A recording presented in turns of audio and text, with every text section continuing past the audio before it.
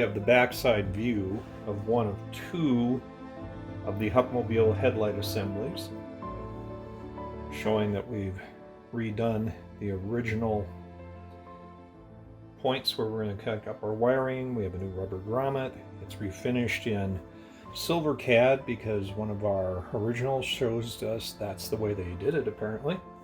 We've got our hardware for mounting it here. We've got the ring completed that'll hold the lens.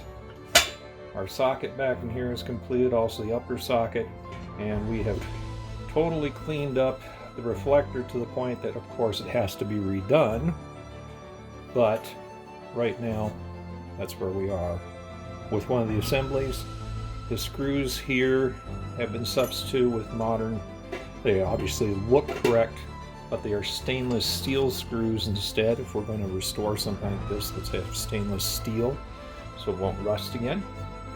But that's the status on one of the headlight assemblies at this point in the beginning of the restoration. Here we have the status of the other headlight bucket. You can see we've got to do a bunch of MIG welding to repair.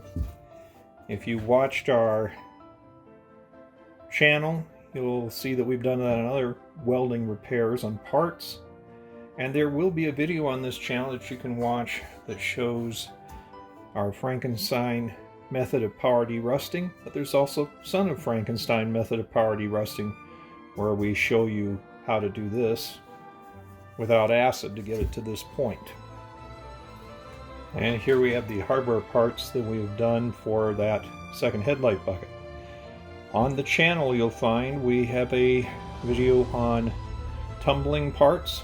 That's how all these were done. They tumbled. You can see these are brass pieces. They didn't have to be refinished.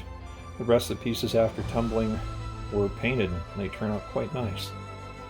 So if you want to know how to do that, there's a video on the channel about that. I've blown that particular piece right here way up. The reason for that is to remind you, if you have old electrical connection components like this, they're basically unobtainium. Treat them carefully, never throw them away, because you're probably never going to find another one. Now, why would I say never throw it away? Because it didn't look that nice when I started with it.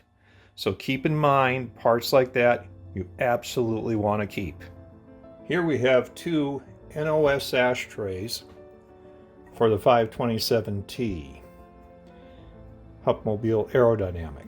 Now, the interesting thing about this is these were purchased when Hup Parts still had a lot of parts.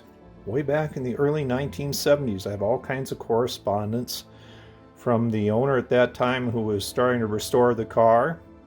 He's since passed away. So we have a basket case, but we have some amazing parts. And both of these show you the original wood graining. This is original chrome, everything. These have never been used. How it opens. They're quite nifty. We're going to use these and totally not restore them. We're going to put them in the car when we get to that point. But what matters is all the instrument panel and interior window trim should be wood grain just like that. That's the real wood graining. I'm going to have to develop a process to replicate exactly for the car.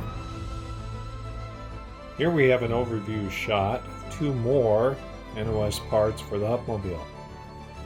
The long one right here, that's the center grille piece. We'll show you the emblem shortly.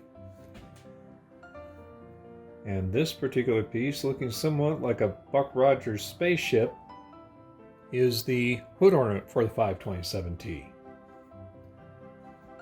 Here's a close-up of the emblem on that center grille piece. Never been on a car.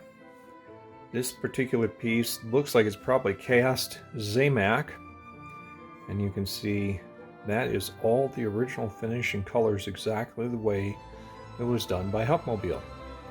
The rest of this will clean up with a little wax and quadruple aught steel wool, probably something we should show you how to do in the future. But nonetheless, another NOS part we have. Collected in the early 1970s, never has been on a car, and appropriate for a 1935 527T. Here we have an NOS crank hole cover for the 527T. Again, needs a little bit of TLC, but not much. That's the actual part. We're going to use it. We're not going to replate it. And most of that scratching will disappear with a process we'll show you in a future video. Here we have quite possibly the greatest NOS part we received with this Hupmobile project. There you see the entire dash cluster. Right there, never been used. Yes, this is currently upside down, but we can rotate that. But it's never been used. Those are the exact colors, everything from 1935. Also includes, right here on the back, there is an NOS temp sender and everything to hook it up. Amazing what he was able to get back in the 1970s. These are original Hupmobile parts. You notice, never ever been run. Nothing's been restored here. This is the actual piece we're going to use in the restoration. It is also true there are a whole bunch more NOS parts, but these are some of the neatest, fanciest parts that there are, but there are a lot more. Minor things like that gasket, oh, we'll replace that. But it's pretty amazing. In 2023 or 2024, if this comes out then, that we have parts from 1935 that are this beautiful and have never been used. Now on this shelf we have something very interesting for this car. Currently shrouded in a sheet. Here you have the engine for the 527T in running order. It has been run before.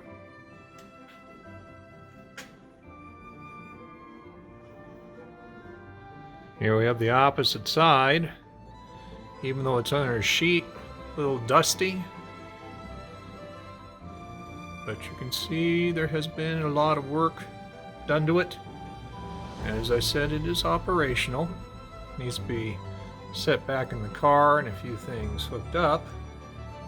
Up here you will see a very unique distributor cap.